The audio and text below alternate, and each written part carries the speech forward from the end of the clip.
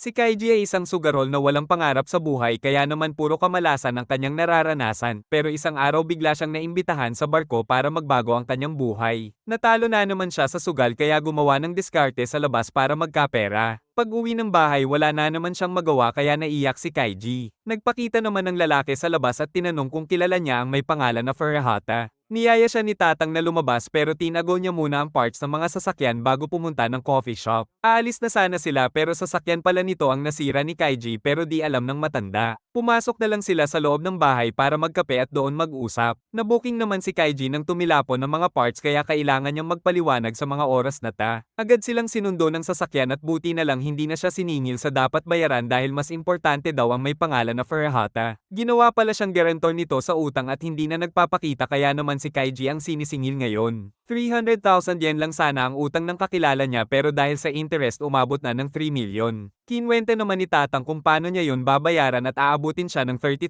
years old bago matapos ang utang. Sinabi naman ni Kaiji na hindi siya magbabayad pero alam ni Tanda kung nasaan ang pamilya niya ngayon at kung hindi siya magbabayad ay may gagawin silang masama. Binigyan naman siya ng chance ni Tatang na mabayaran ang utang sa pamamagitan ng pagsakay sa barko at pwede siyang kumita dito ng 10 million o higit pa. Magsasama-sama pala doon ang lahat ng may utang at maglalaro sila pero hindi parang sugal sa kasino kundi sila mismo ang maglalaban-laban. May chance pero naman silang magtrabaho para mabayaran ang utang kapag natalo sa laro. Naputol naman ang usapan ng may tumawag sa telepono at sinabi na 2 na lang ang slot para sa barko kaya naman hindi na makakalaro si Kaiji. Nakiusap naman ang bida na muling tumawag para makasakay siya sa barko. Buti na lang pinagbigyan siya at naglagay ng additional slot. Pagpirma ng bida sa kontrata sila lang pala yun at nagpanggap na puno na ang slot. Makalipas ang isang buwan nakarating na nga siya sa barko at nakita niya lahat ng mga lubog sa utang na kagaya niya. Agad din pinakita ang milyon-milyon na salapi na gagamitin nila sa laban at kailangan nilang umutang ng hindi bababa sa 1 milyon. Pero nagreklamo naman sila nang malaman na meron interest na 1.5%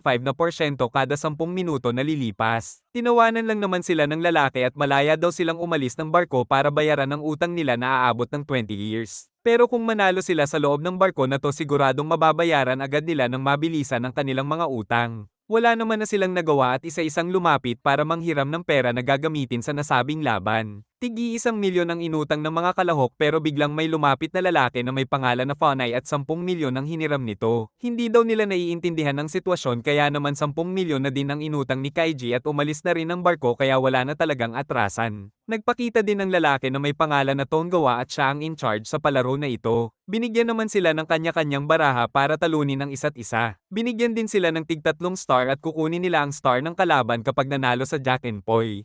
Mababawasan naman ang bilang ng mga baraha sa signboard na ito kapag nagamit na nila sa laro at kailangan ihulog sa loob ng box.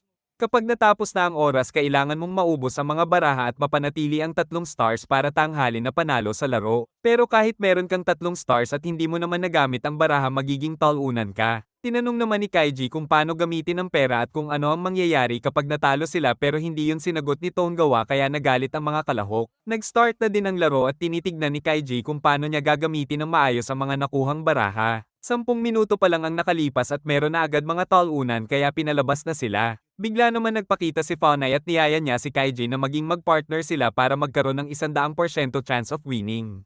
Aalis na sana ang ating bida pero pinaliwanag ni Fonay kung ano ang gagawin nila. Kailangan lang daw nilang tablahin ang mga laro para maubos ang cards at mapanatili ang mga stars nila. Ayon pa dito kapag natapos ang laro kung sino ang meron extra stars ay pwede nilang ibenta ng milyon ang halaga kada isa. Pumayag na nga si Kaiji na itabla ang mga baraha pero laking gulat niya biglang naglabas si Fonay ng papel kaya naman natalo ang bato na card niya. Humingi ito ng tawad sa kanya dahil nagkamali lang daw at pinakita niya din na bato ang gagamitin sa susunod para makabawi. Paglapag niya ng papel bigla naman naglabas ng gunting si Fonay kaya natalo na naman siya at mabilis na kinuha ang star. Inuto lang pala siya ng lalaking ito para makalamang sa laban. Sinakal niya naman si Fonay sa sobrang galit pero inawat sila ng mga bodyguard kaya naiyak na lang si Kaiji. Pinapayagan pala ang ganun klase ng taktika dahil matuturing na isang war zone ang lugar na to. Napaiyak na lang siya sa gilid at nagsisi kung bakit niya pinagkatiwalaan ng lalaki na yun kahit hindi niya naman kakilala. Bigla niya din nakita sa loob ng barko si Furuhata at ito ang may kasalanan kung bakit siya ngayon nagkalubog-lubog sa utang. Mabilis itong hinabol ni Kaiji hanggang sa makarating sa kwarto kung saan nag-iiyakan ng mga kalahok. 1 star na lang din ang meron si Furuhata at meron pa siyang 4 na cards. Mabilis naman siyang inaya ni Kaiji sa labas dahil walang mangyayari kung iiyak lang sila sa loob ng kwarto na yun.